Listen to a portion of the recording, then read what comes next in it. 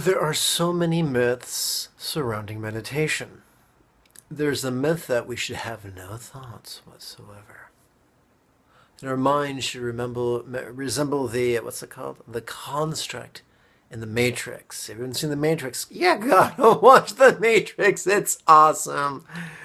Okay, so that was my science fiction public service message.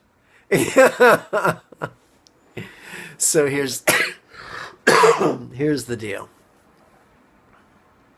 There's another school of thought that says, listen, man, you gotta have one thought only. If anything else comes, you just push that motherfucker away and go right back to your one thought. Yeah, that's a lot of tension. If you're tense and you do that, you'll be more tense. That's a direction most of us do not wish to go in.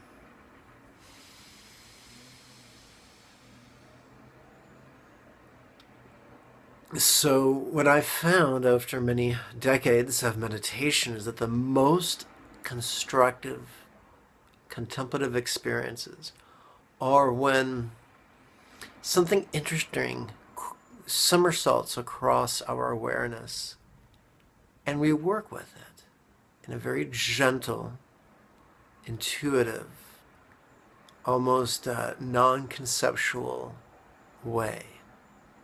Allow me to illustrate by example.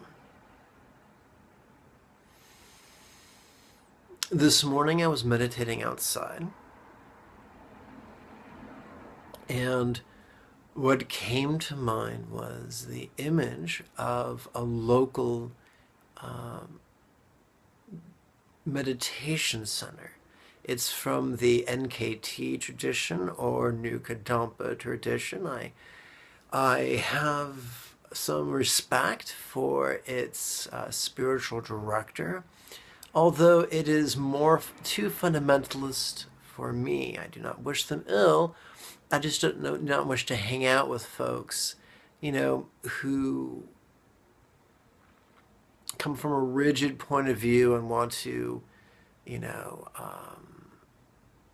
tell me I'm a fraud and that I'm not really a Buddhist and that I'm going to go to Buddhist hell and that anything that comes out of my mouth is dangerous. Yeah, those three people, not so much fun to hang out with. So a common thought that somersaults across my mind is, well, what happens if I run out of the patronage that's keeping me, housed and fed? What would happen if I became homeless, which is horrible for anybody, especially if you're disabled. And the idea came to mind, and this is all happening super quick. Well, then just show up at the local NKT meditation center and ask for lodging. And in the past, they said no. And in the past, they attacked me verbally, horribly. And so as I'm sitting there meditating, noticing what's going on in the in-breath, relaxing on the out-breath, different scenarios are playing. What if they say this? What if I say this? What if they do this? What if I do that?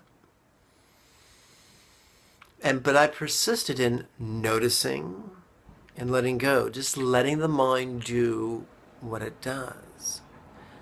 Instead of choosing the thoughts or choosing the feelings, imagining something lovely or embracing hope or confidence. Just notice what's going on. Practice mindfulness and relax. That's non-conceptual insight. And that's how we evolve. We can squander decades trying to imagine the perfect verbal retort or the perfect scenario unfolding. Or we can practice mindfulness and insight from a spontaneous, non-conceptual place. You'll know it's working when the most horrific thoughts can appear in your heart and mind, and they do not drag you around. When you were a kid, did you ever have an older relative that you love and you'd grab their shin and they would just walk you around the apartment? Well, a lot of times our emotions do that. You know, an emotion or a thought comes up and we grab it, and the fear or the anger drags us all over the place. Well, when you get good at this, you'll be able to notice the stuff when it comes up and work with it, and it won't rob you of peace. It won't rob you of joy. It will not rob you of resourcefulness or intellectual energy. And quite frankly, that's what I'd love for you.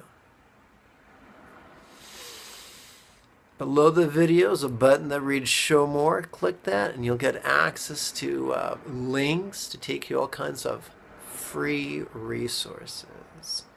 Have a lovely day.